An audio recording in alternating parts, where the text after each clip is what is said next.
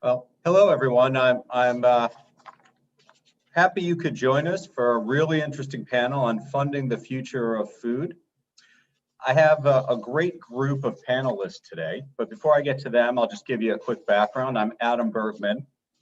I'm Managing Director of Ecotech Capital, which is a boutique investment bank working at the intersection of technology innovation, and climate change. I've been in the sustainability world for almost 20 years now, and having worked along the whole path from the renewable energy side through utility technologies over to smart transportation, and have spent the last 5 years building a leading ag tech and food tech investment bank, really focused on the intersection of how tech and innovation is going to change the food and ag sector, going from the beginning of the farm all the way through the fork.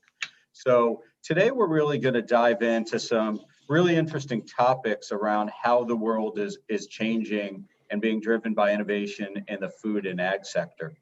We've got a great panel today.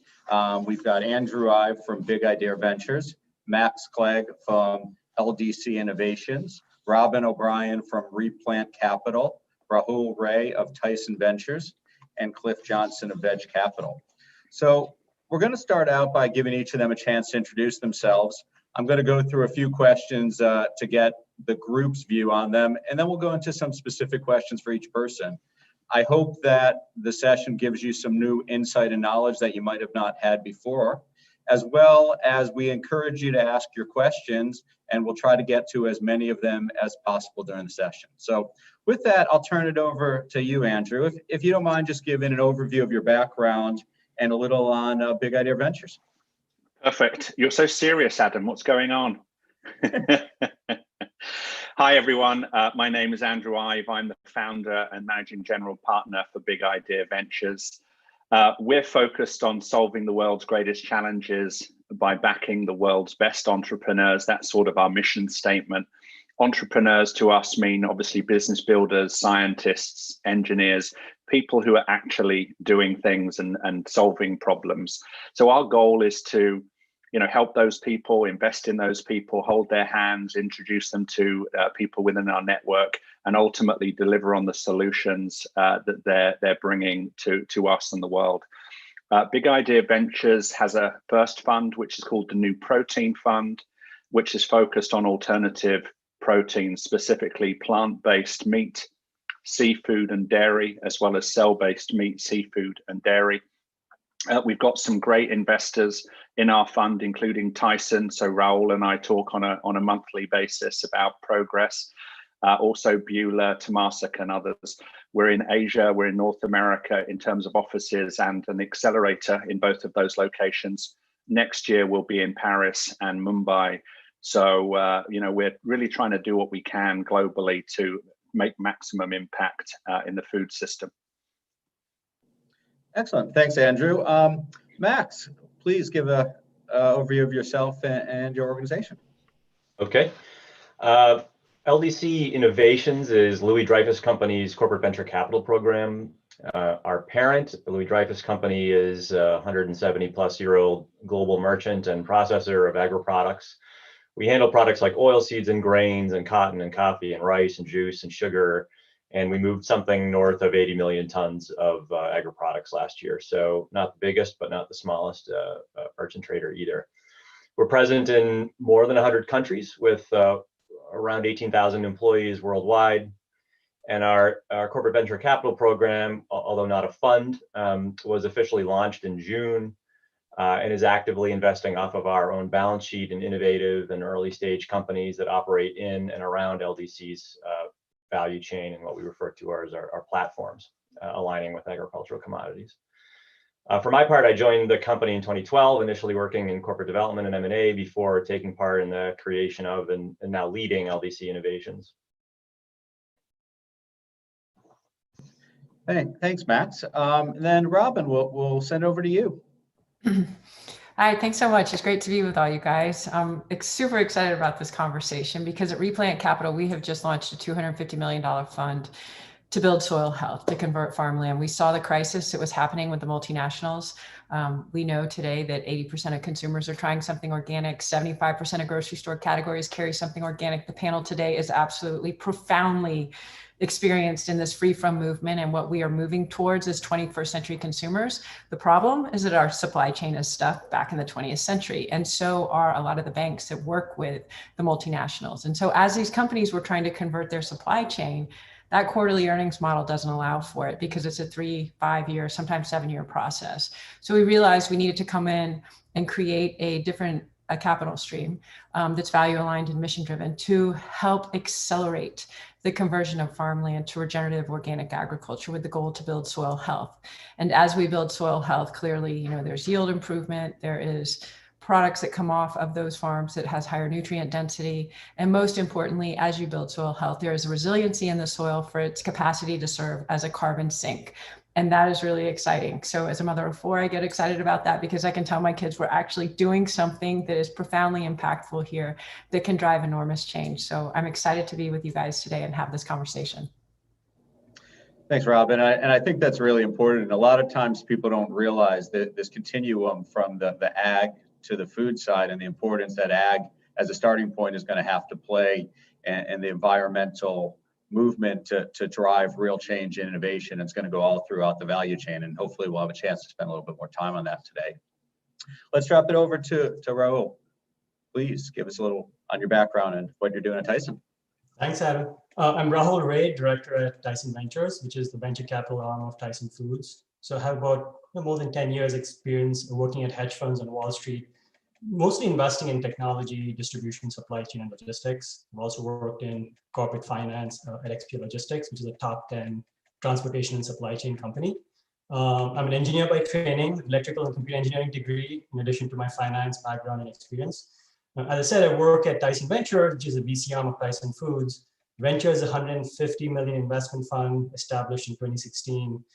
Since inception, we have made over $40 million worth of investments. So Venture seeks breakthrough technologies that align with our long-term goals under the pillars of grow, deliver, and sustain. So we are the strategic partner for disruptive innovators transforming the food industry, and companies that can benefit from our scale and can align with our corporate strategy. So we evaluate each company as a unique entity with the intent of developing a partnership and making an investment. So while we use similar processes and metrics as a traditional VC, we also look to that strategic long-term value as a driver for our investment decisions. Excellent, thank you. And we'll finish off with Cliff. Thanks, Adam, for having me. I'm also very excited to be on the panel today. It's an exciting group, and just in the pre-conversation we had yesterday, it was fascinating of what the different aspects everybody's going to bring. So I'm Cliff. I'm the financial advisor for Veg Capital, and Veg Capital is a VC fund that just started this year, so pretty new, but we've already made 10 to 12 investments this year in these strange times that we all know is the pandemic time of 2020. But Veg Capital is a fund set up in London in the UK, focuses on the UK and European markets, but we're also finalizing some terms to get into South America and looking at China and Asia as well, as we want to expand that network. But the specific focus of Veg Capital is to remove animals from the food chain. So it's a very singular and narrow focus, which makes it a lot easier to talk to startups, because if you're not doing that, then you're basically, you're on somebody else's radar. That is our focus, and we go further with that focus to say that any profits that our investments earn are 100% donated to animal welfare charities. So that's the biggest differentiator of our fund. We're obviously very focused on that, and our single LP is very mission aligned and focused on that by having the ability to donate those profits. So that's a bit of background on the fund. My background is a bit different. I got into plant-based investing a few years ago when myself and my wife went plant-based. So back in early 2018, I got very sick, stomach sickness that couldn't be fixed. We tried veganism, it changed our lives. We watched What the Health right before we tried veganism. That changed our life. And so we're one of these converted couples that just never turned back. So everything got better. All aspects of my life got better. And I would encourage anybody to watch What the What the Health and kind of challenge yourself on that, as well as many other documentaries out there like Game Changers came out last year and a few others. But that's how we got involved in plant-based investing, started our own family fund, decided to put all of our efforts and our funds toward the plant-based solution, because we feel that's part of one of the solutions that are needed to get us through the next 50 years. Excellent. Well, thanks, Cliff. And I think you mentioned a couple things that are really interesting, the health side particularly, and we'll touch a little on that today. But I always like to tell people one of the things that I find interesting, and again, I've come into the food and ag tech sector from a background of sustainability rather than food and ag, is how we have this whole category of stuff we put in our body, which is food.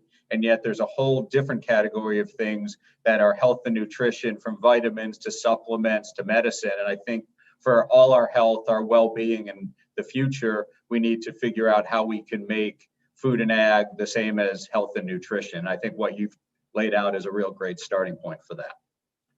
So let's jump into some of the questions now. So why don't we start? So we've got a great panel. We've got two people who are coming from investing from a strategic platform, and three others who are either at financial firms, investment firms, or family offices. Max, I'm going to start with you from a strategic perspective.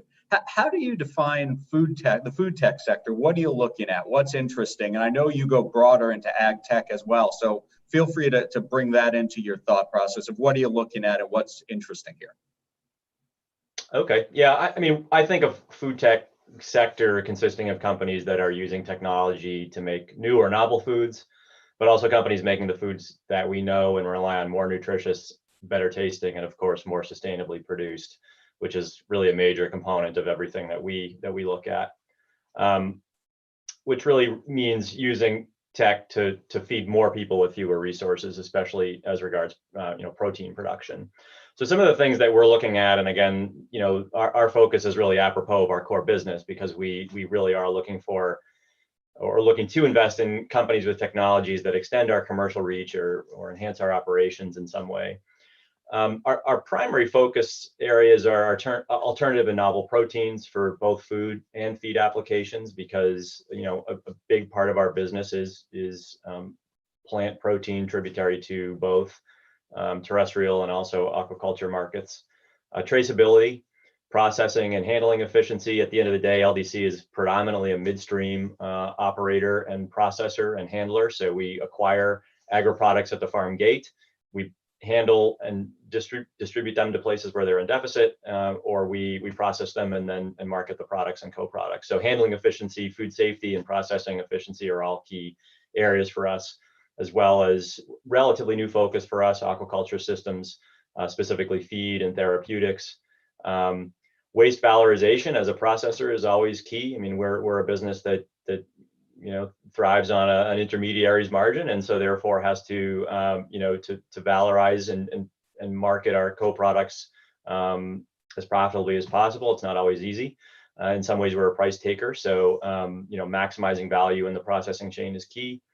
And then again, anything that could extend our commercial reach. A second kind of focus area for us are disruptors and disintermediators. I think at the end of the day, as a midstream player, and I think of Robin's comment about, a 20th century food system, in many ways we have almost a 19th century food system in some ways in the commodity space. And so there are a lot of people trying to disintermediate companies like ours. And so, we look at potential disruptors and technologies that can disintermediate us. I mean, examples are cellular agriculture. We're not in animal agriculture, but we do produce animal feeds. And so when you think about the implications of cellular agriculture on feed markets and ag policy more broadly, huge disruption potential. And then, maybe talk a little bit later about the potential of synthetic biology and fermentation as a means of producing, especially volatile in price and supply commodities in a more sustainable and efficient and predictable way. Excellent, thanks. That's helpful, and I think it's great to get your perspective. And one thing I'll say, and this goes not only to what you're doing at LDC Innovation, but what Rahul's doing at Tyson, as well as the 15 to 20 other strategics I talk with.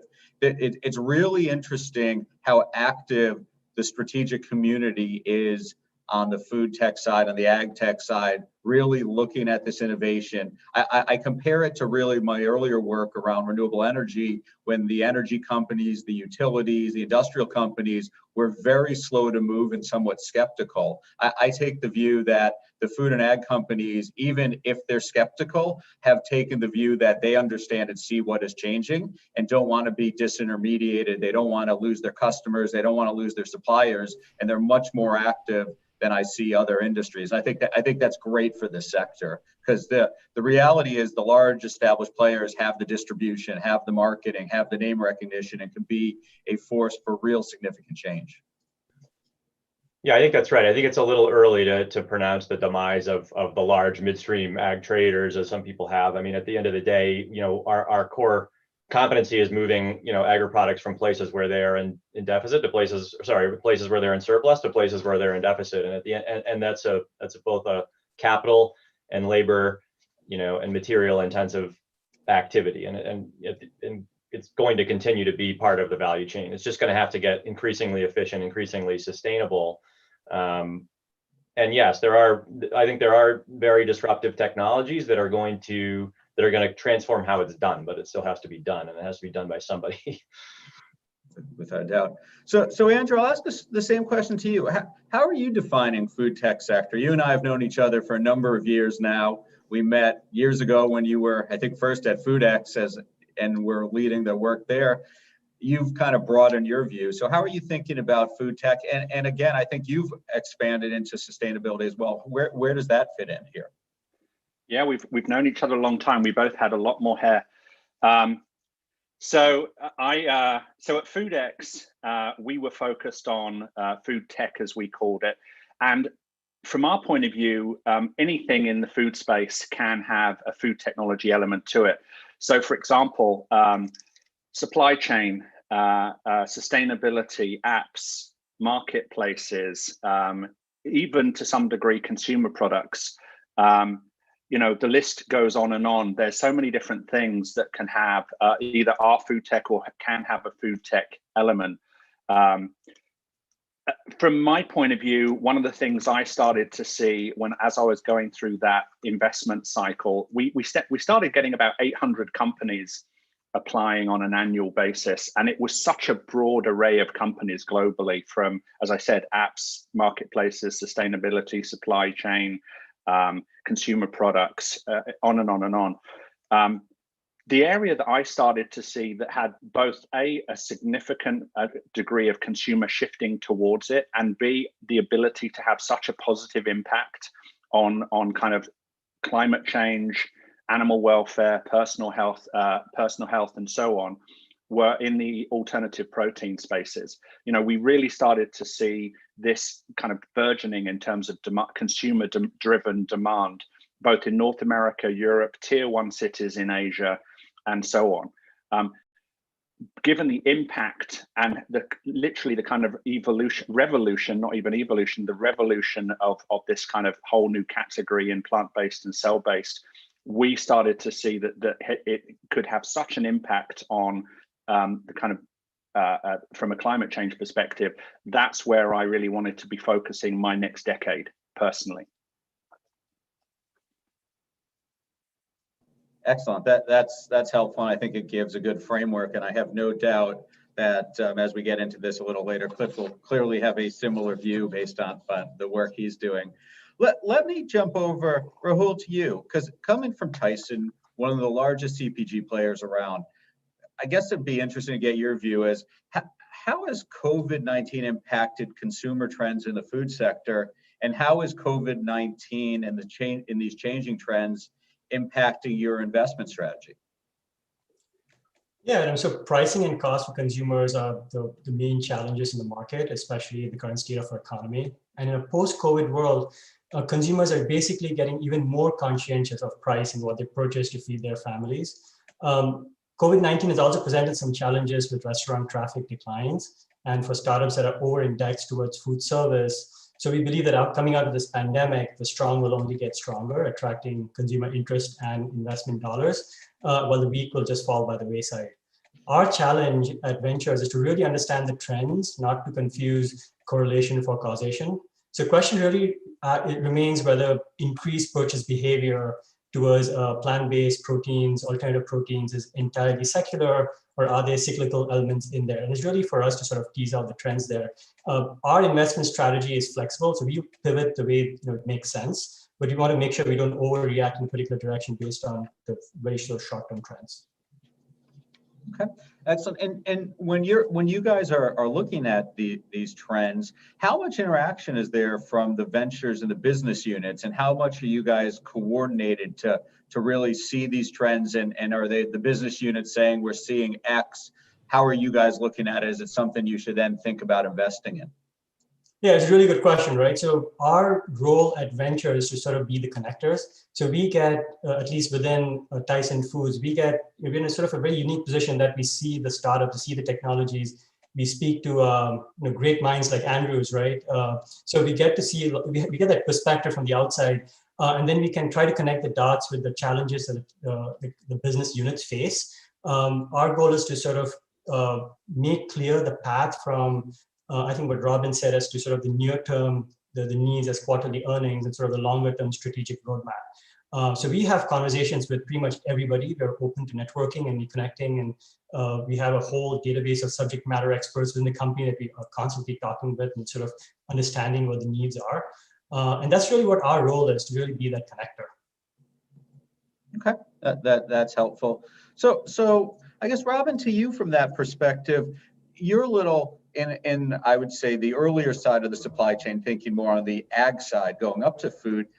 What are you thinking about, and what are you seeing from an investment perspective with all these consumer changes that are happening? And I like to say that the world we live in today is showing a consumer who wants fresher, healthier food, more nutritious, locally grown, and environmentally friendly. There's probably one or two things I'm missing, but that's really where we're going.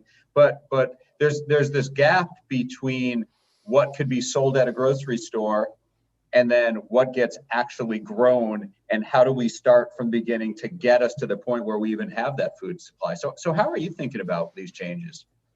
So those are great questions. And I think, it's not like we suddenly woke up and we're like, I'm going to explore all these options. It was really driven out of consumer health.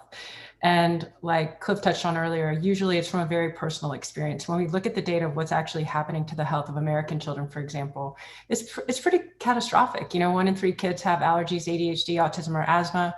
Cancer is the leading cause of death by disease in US kids. 1 in 2 men are expected to get cancer, 1 in 3 women. That's why we're waking up to what's happening in our food system. Nobody all of a sudden wants to go on to an exploratory visit through the grocery store reading every label. It's usually because of a diagnosis. So you have to start there. The same thing's happening with climate and the planet. Like, we are diagnosing in real time a health crisis with the planet. So that same diagnosis, whether it's occurring at the personal level or the planetary level, a lot of that is driving this change in behavior. And what's happened is this 20th century food system that we inherited, it was sort of the beginning stages of food tech. And the problem is that there wasn't a lot of transparency around that food technology, especially in the United States. We introduced this agrochemical model. We didn't label it for consumers. So all of a sudden there was this scramble and this demand for transparency. So what we see was a very opaque food tech system in the 20th century. What's emerging in the 21st century is this demand for transparency. And we see that play out across the spectrum, food tech. A lot of cases you see laser technology that's being introduced so that the consumer can diagnose for him or herself what pesticides are on this product, how many allergens are actually on this plate. And again, it's to protect and conserve human health. And I think that lack of transparency has really been what is driving this transparency now. And so with that sort of awakening that's happening, that's why it's so exciting. And that's why I love the diversity of this panel, is there are so many opportunities to engage and explore. And so, you see the sort of diagnostic tools on the food tech side, on the consumer facing side, all kinds of apps that are emerging, to support that. And what is also creating is this finally much needed connection between food systems and healthcare. And, we've just come through this just insane election year. And every time we have one of these elections, we talk about healthcare, And we never talk about the food system, which is absolutely crazy because it is the most fundamental piece of any healthcare. So you see the consumer leveraging 21st century technology in a way to protect the health of his or her family. It's so smart. It's such a great application. And now what we're starting to see on the ag tech side is the farmers realize they can do the same. You know, as we really start to look at soil as this robust database full of so much information around carbon, around water, around organic nutrient density, there are diagnostic tools that we can also begin to employ on the farm. That trick, that dance right there is, you know, what can we invent that a farmer is actually going to use and embrace and deploy? There are a lot of brilliant people with wonderful ideas and they're raising a ton of money, but if the farmer's not actually going to embrace that technology on farm, we're spinning a lot of wheels and we're wasting a lot of time that we don't have to waste. I think that your points are very, very good. I will just jump on a couple of things you said. First, I think the point a lot of people don't fully grasp is 50, 60 years ago, this move towards industrial farming, industrial agriculture. It was done out of fear of not having enough food. So on one hand, we can say we've succeeded because the society has food, which was a concern for people back then.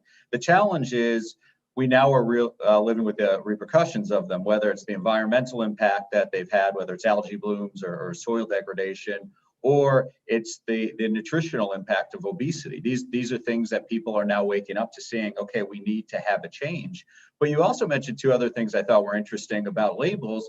And I think the consumer needs to get educated. I think the challenge is going to be who's going to educate them. Because when you talk to people, and I have these conversations living in San Francisco, you would think you have really highly educated people around what they eat. And you talk to people and you say, well, how do you feel about the fact there's chemicals and pesticides in your organic food? And they look at you and say, no, there's not. And you say, yeah, go take a look and do your research. And they come back and say, you're right. I said, so I think we're moving towards a place where we need an education. And then the final thing I jump on that I thought was interesting is the farmer. And I think you're 100% correct. The biggest challenge I see of getting on the farm typically is you have these really bright entrepreneurs and they come up with great solutions, but they often fail to talk to the farmer to see, are these the solutions you want and will you use them? And I think all of these areas need to come together because that's going to be a key. It's absolutely the first question I ask any entrepreneur is, have you actually spoken to a farmer? Have you actually been on farm? And it is shocking. It is shocking how few in the food industry actually know their farmers. And we're talking about companies like General Mills and Nature's Path, both sides of that aisle really have the opportunity to know their supply chain. It's a big issue. It's a big issue. So Cliff, let's jump over to you. Clearly, there's been a trend towards the alternative protein side we've seen in 2020 from COVID. How are you looking at this sector generally? What is getting you excited? What do you see as opportunities in the future? What does a post-COVID world look like for Veg Capital? It's a great question. I think it leads right into what Robin was saying. So there's going to be more and more emphasis on things like sustainable sourcing, allergies, and that all relates to education. As people are getting more educated about their products, they're going to want to ask the questions. They're going to be willing to pay, a percentage more for sustainably sourced, for recyclable packaging, things that people just weren't asking the questions about 10 years ago, 20 years ago. So those companies that kind of stay ahead of that curve or start from day one on these obstacles are going to be way ahead, because it's much easier to start off correctly than it is to change once your machine is up and going and maybe you're selling 1 million units a week. It's very hard to change that machine, as you've seen with some of these conglomerates that are struggling to make those moves. So the biggest thing I think in the post-COVID world is an awakening. I think we still have a long way to go, but as Robin mentioned, it's the same with personal health. This was kind of a climate health, in that, all those venture fund owners weren't able to take vacations in the Hamptons this summer. They weren't able to go to Spain from the UK. And when they ask why, well, there's a reason. This pandemic didn't come out of nowhere. Those wet markets that caused it, supposedly, were open 2 to 3 weeks after they closed. So it's not like we fixed the root cause of this problem, just like, cancer treatments around the US are treatments. They're not trying to fix the cause, which we've proven it in the science is linked to, obesity and heart disease, and your risk of getting these diseases are much higher when you eat a lot of meat-based products and your veins are full of that. So the facts are out there, and I think they've been out there for probably a decade or so, but now people are reading it. Now people are listening, they're waking up. And so that's why I think the trend is really education-based, and you're going to start to see what I call voting with money, voting with your dollars, where the consumer will drive the change because they're willing to say, I don't want that because of where it comes from.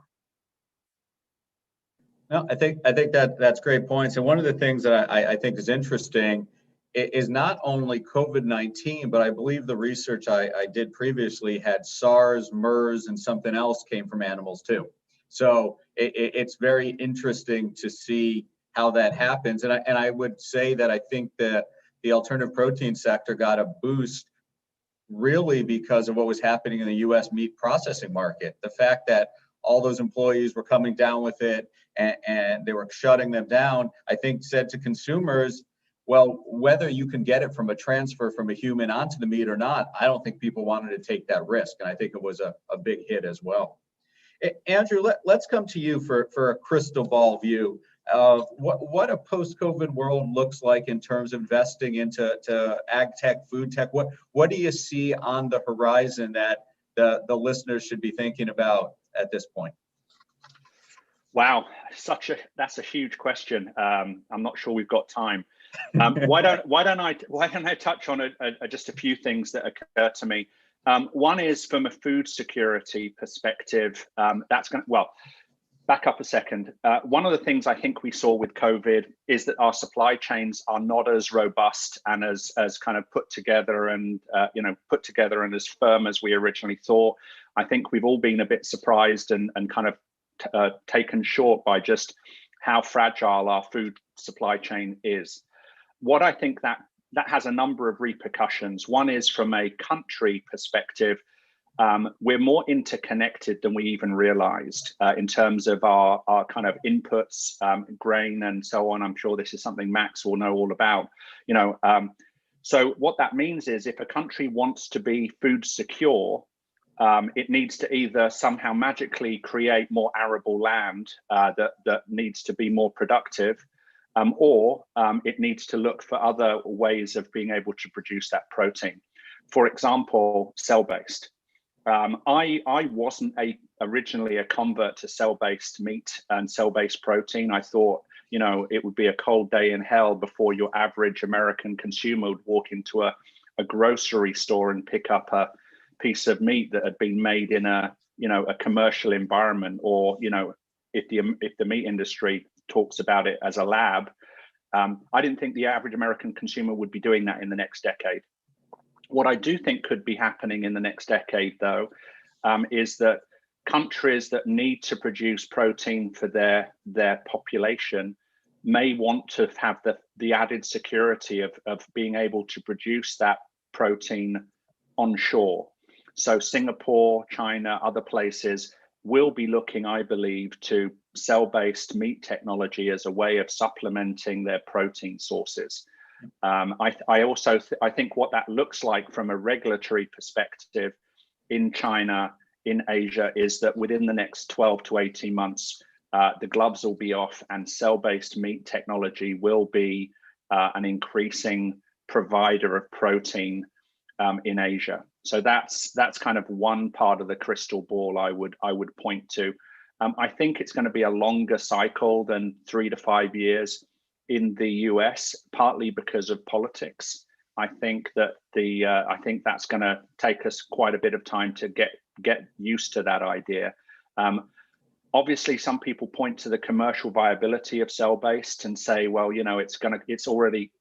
it's costing 10 or 100 times more than traditional meat. So is it really ever going to happen? We've got a number of companies in our portfolio that are focusing on both the growth factor serum perspective, being able to produce it at 50 times less than fetal bovine serum, and doing so with plant-based growth factors, so they don't have to be using FBS to produce that meat. So I think there's a number of technologies coming through that will make cell-based meat much more available and a much more reasonable price more quickly. Again, many things we can talk about, but I think that's enough of a kind of a grenade dropped in the middle of the room for us to talk about. Yeah, I think that's a great point, and I tell people I had a similar view. I used to say if you took cells and grew a cow in a lab and then sliced off a steak for me, I would be fine with it. But if you grew a steak, it was kind of weird. So, but I've taken the same view as you. When most of the meat we eat today is ground, that I think most people don't really have a great view of what their meat tastes like because it's spiced and sauced anyways. So to me, and we know in our hamburgers, we're not getting the greatest cut of beef anyway. So I think the cellular side will take some time, but I'm pretty confident it will get some traction there. So to that point, let's jump, Rahul, to you, because let's be honest, Tyson is a huge player in the meat industry. There's no doubt about that. So you were an early investor in Beyond. You were an investor in Memphis Meat. What's Tyson's strategy around the alternative protein sector? And also, how do you look at the alternative protein sector? Is it monolithic where everything's together in terms of plant-based and cellular? We didn't mention bug protein, which I believe has a place as well. Or do you look at each of those areas as distinct opportunities? That's a great question. And the way I would just break it down into like three parts, right? So one is what's really driving the alternative protein market? What are the challenges and opportunities as investors really want to understand that so you don't sort of jump the gun in investments. And number three is you want to understand Tyson's role in the new work, right? So if you look at the drivers of alternative proteins, demand for all types of protein is growing globally, right? So interest and desire for alternative proteins is growing. People that love and eat meat, they want to try something new. We're seeing consumers expanding the demand for a wide variety of nutritious food. From a consumer perspective, health and wellness are main drivers in developed markets. Accessibility and affordability, on the margin at least, are drivers of plant-based and cell-based alternative proteins in emerging markets, right? So many consumers are omnivores. They eat both meat and plants. They're tending to incorporate more plant-based into their diet as a concern for being more conscientious of the environment and their own wellness. So basically, all these trends suggest that alternative proteins are expanding the market, not just trading market share. So it's really a question of and not or.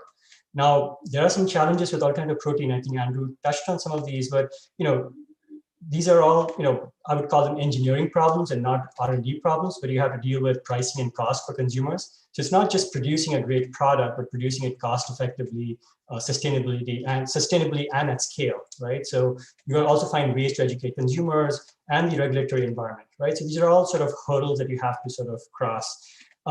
What's exciting to us is that Tyson Foods, we're a global protein company. I look at us as a protein platform, right? So our stated purpose is raising the world's expectations for how much good food can do. So our long-term strategy is focused on delivering high-quality proteins to the world's growing population cost-effectively, sustainably and at scale, right? So we are somewhat agnostic as what the future is. We leave the crystal ball to Andrew. Our goal is to be future-proofed. That's great. So one quick follow-up, because I think it's relevant to something you said. One of the issues that both Beyond and Impossible faced over the last year was a real challenge on scaling. And they both struggled to meet this growing demand. What do you think about that challenge for a lot of these earlier stage or growth companies facing it? And it's still not clear, but it looks like maybe McDonald's, which originally looked like it was going to go with Beyond, now is going in a different direction. And the things I read talked about its inability potentially to scale at what McDonald's needs. What does that mean? I'm sure for Tyson, that's a great commentary and a great opportunity if people like McDonald's are concerned that these new entrants can't scale. But how are you guys thinking about that? Yeah, so the way we look at it in ventures is, what kind of places, what kind of startups you want to invest in. So we are looking for platform-like technologies that have an IP moat. We're not just looking for one-trick ponies. What we can bring in Tyson Foods is we can help scale up those businesses. We can provide flexible capital, R&D collaboration, subject matter expertise from farm to family, global supply chain partners across the food continuum, and just insights into building enterprise at scale and rich operational market data. So that's really how we look at our sort of partnership with startups. And our sort of, as I said, our sort of what we bring to the table is not just capital. As you appreciate, there's a lot of capital out there, especially with interest rates where they are. So would we bring certain things that are somewhat differentiated from other investors? Okay, that's helpful. So Max, we'll go to the other strategic on here. So LDC Innovation's a new group. Why did Louis Dreyfus decide to become an investor in the food sector? And I'd ask additionally, how does what's happening out there today, whether it's the change because of COVID, whether it's alternative protein, how does that impact both your thoughts on investing, but generally Louis Dreyfus as well, thinking about where food is going in the future? Well, I think to some degree, trying to gain insight as to where food is going in the future is the reason why we launched this program to begin with. I mean, we launched it last May, June to really create a more structured and deliberate exposure, if you will, to early stage companies, for our management team and C-suite, so that we have a more structured mechanism to identify these companies and look for innovative technologies that will impact our markets. And like Tyson, we think of ourselves a little bit differently than a fund or a financial investor. And we do look for opportunities where we bring something to the table, and that's why we tend to look for investments that correlate directly to our business. When we think about the future of food and our role in it, some of the areas that I focused on a little bit earlier are indicative, I think, where we see opportunity for growth and innovation. When you mentioned the sort of the growth challenges that companies like Beyond face as they try to scale, I mean, we have a role, as a company in facilitating the growth of those companies, whether it's in the sourcing of proteins for on-processing as a key substrate for plant-based meat and dairy, which is certainly part of our strategic vision.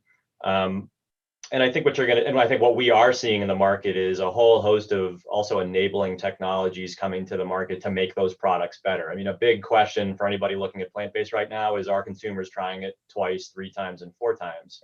Yep. You just saw an announcement apropos of COVID where Beyond had this great quarter. They benefited from COVID, and then their last results maybe not so good because consumers filled their freezers with plant-based burgers and either haven't eaten them all yet or maybe aren't repeat buying. So I think a big opportunity that we see in the market right now is a picks and shovels approach to not just making plant-based food better, but as Andrew alluded to earlier, on the cell-based side too. I think a big opportunity in cell-based right now is really the enabling technologies to bring those products to market and make them better. So we have both a role to play in the scalability of how these things are being produced now, but we're also actively investing in the enabling technologies on both sides, both plant-based and cell-based. Excellent. Well, appreciate that insight. So Robin, we've talked a lot about the food side. So let's get back to where this stuff is grown. So what is the role of soil health and regenerative ag going to be in the future of food tech? And then what needs to happen to actually get us moving towards a more sustainable food system?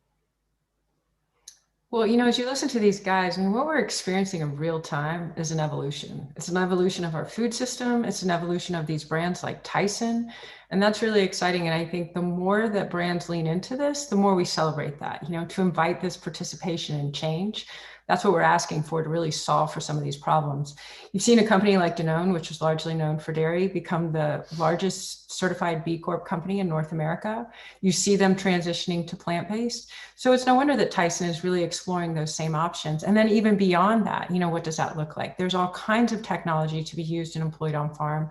There are things like Connectera, which is like a Fitbit for cows. I mean, again, we have resources and technology we didn't have 10 years ago, and it makes sense for these companies to embrace it. And then as they learn from that data, to then begin to deploy this change, across their supply chains. And that's really what's driving this. We're waking up to soil health. I think, as you touched on earlier, this industrialized agrochemical model really 100% focused on yield. what we know today from both the USDA and the United Nations is that 30 to 40% of the food that we produce is thrown away. As we throw away that food, we are throwing away all of the resources that went into making that food, all of the resources that Tyson put into making that food, all of the water and clean water and soil and clean soil that has gone into that food. So there is a lot of externalized cost in that waste. And we're realizing, that has come with a really heavy price, because on top of that, as our farmers bought into that agrochemical model, they financed it with record levels of debt. So what we have now on farm is $426 billion of farmer debt. So you have farmers that, maybe they want to consider exploring an alternative way of sourcing for these companies, but if they're under that level of debt, they cannot get their heads above water to begin to enact that change, which is why at Replant, we thought, how can you come in with capital to help get them out from under these extractive terms so that they can then begin to transition. The second piece of that, beyond the capital, which we are tying to soil health metrics. So rather than tying it to some arbitrary metric at a bank, to tie the cost of capital to soil health, water conservation, water infiltration, you need that on the ground technical assistance partner. And that's another really exciting opportunity for this industry to really work with these growers and work with these ranchers to transition their farmland, because it's hard for any of us. It's human nature. It's hard to admit what you don't know. And that's part of the process these guys are going through is, they need somebody on farm who looks like them, who talks like them, who can walk them through the process. The absolute greatest thing that we're hearing from both growers and ranchers is that as they begin this conversion to regeneration, the other piece that is critical for food security, and food security is national security, that keeps coming up, food security is national security, is we have got to have the next generation of farmers on farm who actually want to step into these business models. So you have to make it a lucrative proposition for them. And what we're hearing from ranchers and growers is that as they convert to regenerative agriculture, profitability begins to emerge. And so it's that shift on farm from the focus on yield to focus on profitability. And as they shift away from the agrochemical model to focus on profitability, their kids come back. So, for so many reasons, there's so much exciting opportunity. There's so many apps. We've had the National Farmers Coalition, the Young Farmers Coalition that are developing apps where, farmers can connect directly to the consumer. And as somebody mentioned earlier, we have inherited a food system that is stacked with middlemen. And that has created enormous vulnerability, which was on full display during COVID. And the farmers and the ranchers and the growers that had that direct line to the consumer, even the most basic e-commerce shopping cart on their site, they were able to better withstand the turbulence and have stronger financial resiliency through COVID. So, in a lot of ways, it's given us all pause. We've all had to sit behind our computers and think about these things. And in that, there are just enormous and exciting opportunities. And I think it calls on everybody who's around on this panel today. It's all of us collaborating together to push this thing forward. No, I think you're 100% correct. I agree 100%. And a couple of things that jumped out at me were that there's an interesting program that's being done between Pipeline Foods and Rabobank trying to help farmers convert to organic and helping to fund that, which I think is significant. But you also mentioned the consumer side and the role here, which I think is fascinating. My father-in-law is retired, but was a dairy farmer. And when he was visiting, he's from the UK, and he was visiting the supermarket, he saw these pictures of on the label of the farmer with the cows. And he kind of laughed and said, when I was milking, no one ever cared where about me more or less than the cow. So it's just how things are changing is very important. And the last thing you mentioned is yield. And this is one of the topics I think the ag community needs to really get their head around. Because one of the things that's very clear is we are entering a period where electrification on the vehicle side is going to accelerate. You can argue how quickly, but I think everyone agrees it's going to accelerate. And I had done a fireside chat earlier this summer with Wells Fargo's chief ag economist, Michael Swanson, and he said to me what was the most interesting comment of the whole panel, or the whole time, which was the farming community, particularly ethanol, needs to get their head around this, because you can change blending, you can change all these rates, but there's one thing you can't do. You can't force a Tesla to use ethanol. And that's really important, because if you start taking out 10 to 15% or more of the corn from the ethanol side, that market, which is already really depressed, is going to be decimated. And I think that's something that people need to spend more time on. So let's pivot from there over kind of to you, Cliff, because one of the things, and we've touched on it before, was around the alternative protein side. And what's really interesting to me is I would say outside of vaccines for COVID-19, alternative protein seems to be the hottest sector around for investment. How are you approaching it? How do you think the investment landscape is emerging? And really, another question is, are we in a bubble? Are valuations too high? Is there too much capital? And what's going to happen? And I ask it from the perspective of being there back in 04, 05, and 6, when billions of capital came into the solar sector, valuations went to huge levels, and within 3 to 4 years, the sector had imploded and everything was gone. So how, one, do we not make this the same, and what do you see in there? So the infamous question of Warren Buffett about, are we in a bubble?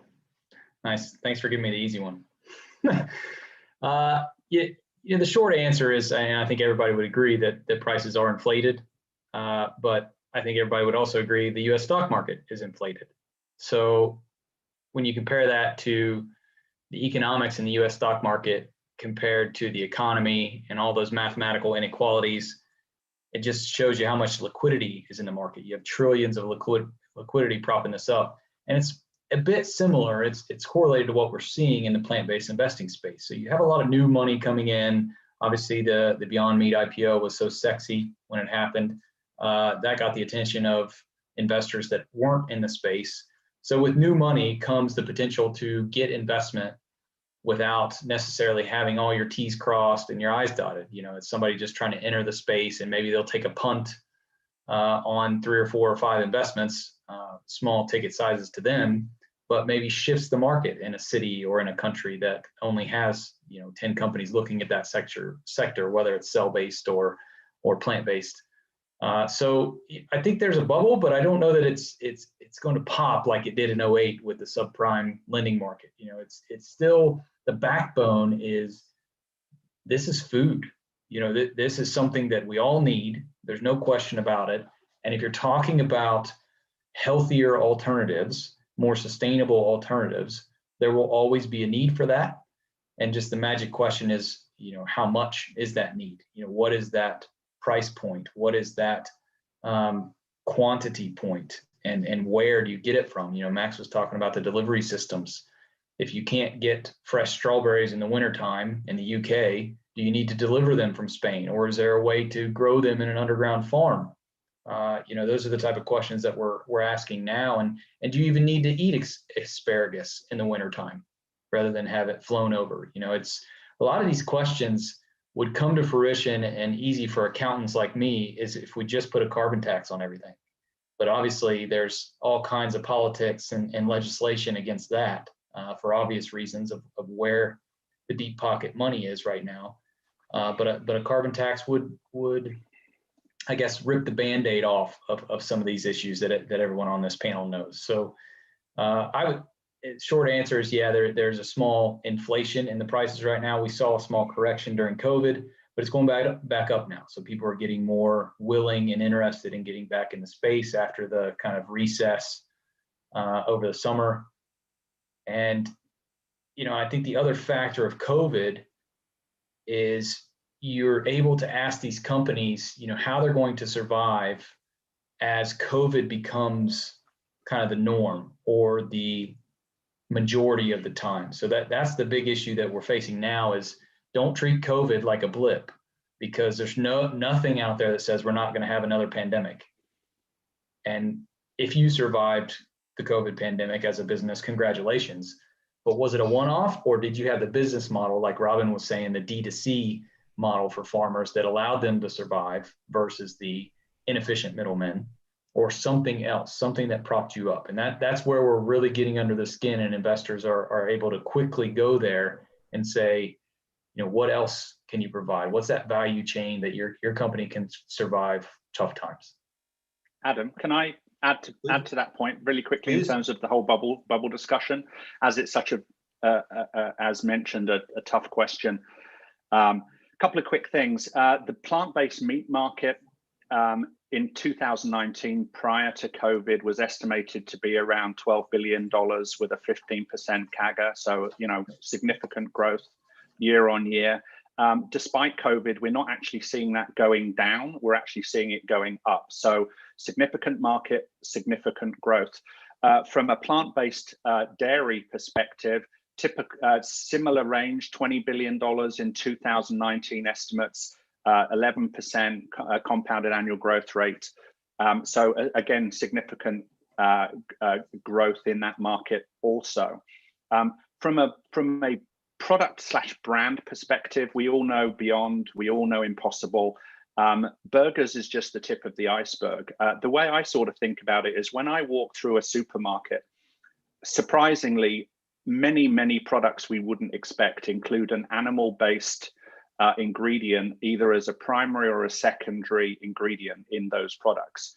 All of them are reimaginable and recreatable through entrepreneurship, potentially combined with the scale, capacity, and know-how of companies like Tyson, Beulah, LDC, and others who know how to produce food in large quantities.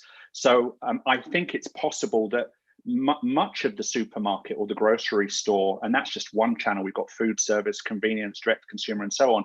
Many of these foods are recreatable using either a plant-based or ultimately one day a cell-based technology. So it's a complete transformation of the availability of food. But I would just pull it back very quickly.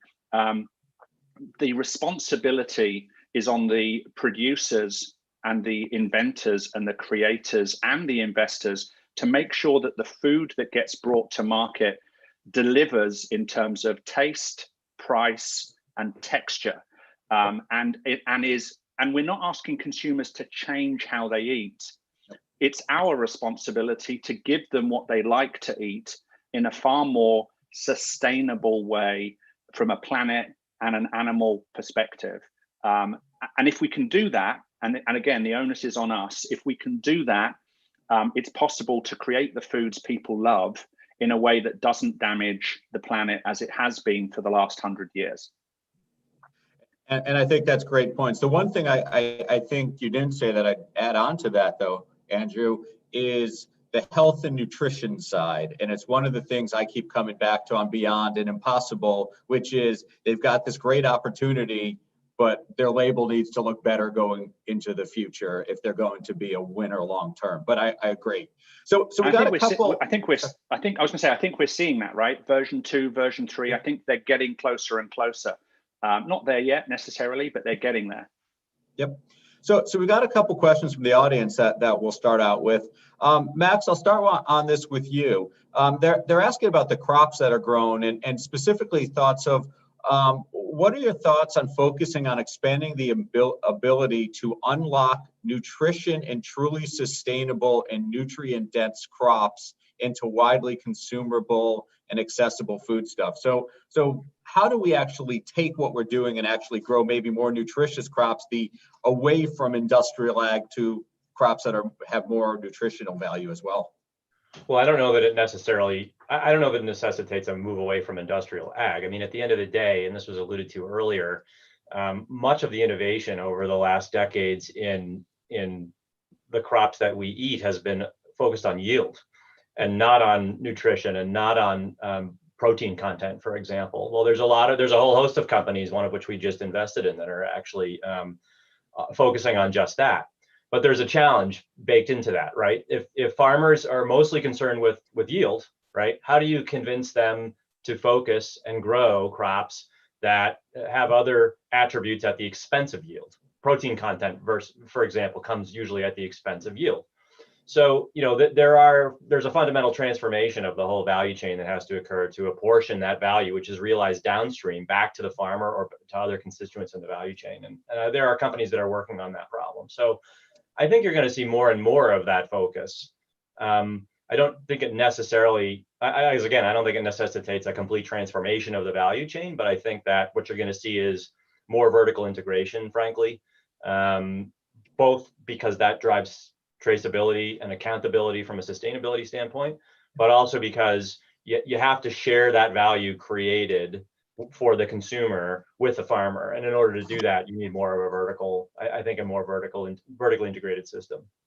But we are seeing that, right? We are seeing companies focusing on producing more sustainable varieties of soy, more sustainable varieties of pea, and then also companies just trying to bring, new and somewhat novel, at least for our markets, plants to market, whether it's chickpea or a whole host of variety more novel proteins.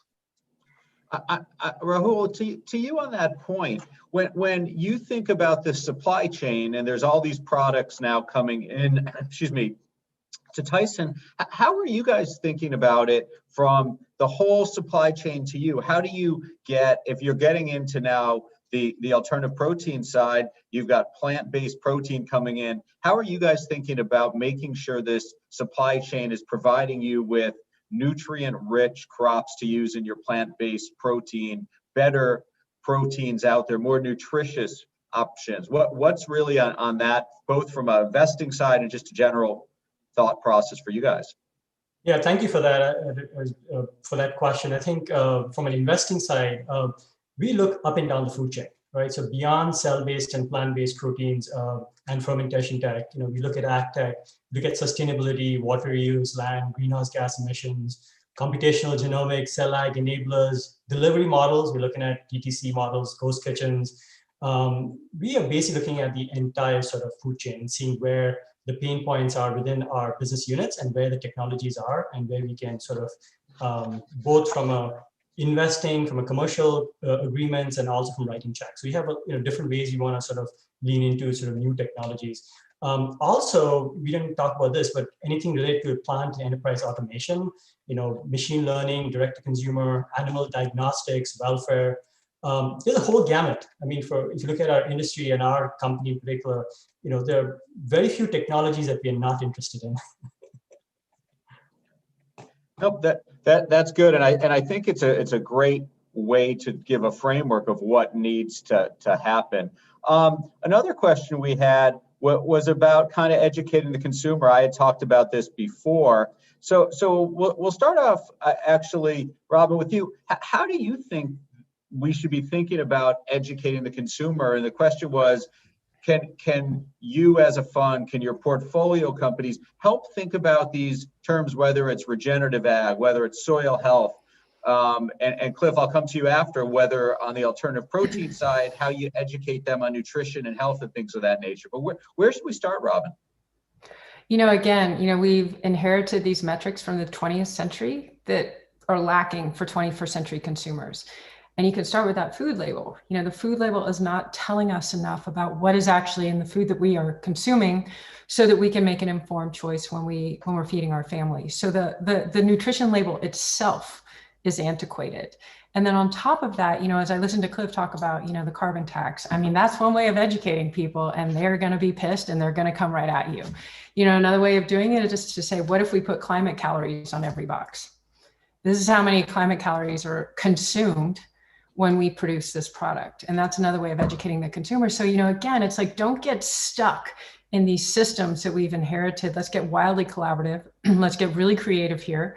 And let's think about ways that we can inform the consumer. And we're seeing all kinds of documentaries. We've seen that, the Game Changers, Kiss the Ground.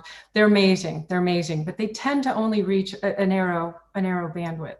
That label that's on the side of a box, if there were climate calories on there, and we're hearing from Chipotle and other companies that are really trying to move towards that, to really inform their consumer, there are a lot of different opportunities. And again, as we think about technology and the data that we can engage in, the data that we can collect now on farm, it's tremendous. It is tremendous. And even in conversations I had yesterday here in the state of Colorado with our Secretary of Ag, it's the opportunity to create a new position inside these administrations at the state level. Again, just because we've only ever had these heads in these departments, we now know that there is a powerful intersection of climate health and soil health. Can we create that person inside these administrations at the state level? And what does it look like at the federal level to create an agency that is actually solving for this? And I guess I'd ask you, Cliff, from your perspective, where's the vegan community? Are they ahead of us on labeling, education? Are they in the same place? And where do you see it going either way? We get this question a lot with our portfolio companies, because what it comes down to is most plant-based products are healthier than animal-based products. That's not in question. The challenge you have is the legislation around your food label limits you on what you can say about that. So for instance, in the UK, you can't say that something is better than chicken. You can't say that it has more protein, less fat, things like that. There are statutory guidelines on what you can and cannot put on food labels, and most people don't know that. So when Robin mentions about the education of people reading food labels, well, the companies can't even put everything they want to put on there, and that's just the first level. So that's the legislation level, probably at a country level or even the UK. But then you have another level. On the retailer side, there's increased restrictions on food labels where if a retailer takes you on in the UK, you can't say that this is better than X product or has less fat than X product if that retailer also carries that product. So they will not let you, say something better or worse about another product they carry, specifically just, for mass volume. Retailers are all about volume, right? So buy everything on our shelves every day. So the education is a huge factor, and I've written that all over my notes before this call even started. We fight the battle every day where most people have become plant-based or are choosing an omnivore, flexitarian diet based on their education. And as their education evolves, it usually moves more toward plant-based than not. But there's still a long way to go. There's still a lot of people that think that they can only get protein from meat, when actually the only thing in the world that creates protein is plants. So just saying that, it's so fundamental, but, people don't know, they don't want to hear it. And so you have to step back as, a plant-based advocate and try not to get too emotional about it, because that's the stereotype that you get a lot of times as an advocate, is that you're just yelling and you become this screaming person that wants to throw blood on your fur coat. It's not the case at all. It's more about the education level and trying to change the structure about what we can put on food labels, for example, that helps the consumer be healthier. Excellent. Well, thank you for that. And I'd like to thank the panelists. I'm sorry we're out of time because I would love to go for 30 minutes longer at least. This has been a fantastic discussion. We had 5 very different panelists with different perspectives, giving really good insight to where the food sector is going to be going in the future. And I think what you heard today is there's going to be lots of changes. There's going to be changes driven from innovative startup companies. There's going to be changes driven by large strategics who are already major players and are driving a lot of this innovation. And there's huge opportunities. So for people looking to build companies, it's a great time. There's lots of capital out there and there's lots of innovation. And I think it's just the right time for people to understand what changes are happening and to embrace them. And I think we all would agree there's a huge need for education. There's a huge need for opportunity for these companies. But I think we're going to see, if we're here 5 years from now and we had the same conversation, it would be, wow, this and this and this have occurred already, but here are the new innovations that are coming down the pipeline. So I think the one thing you can say is the more it changes, the more it's going to continue changing and innovation will keep going. So thanks again to our panelists. You did a fantastic job and it was a pleasure for me to join you all. So I hope everyone has a great day. Thanks again.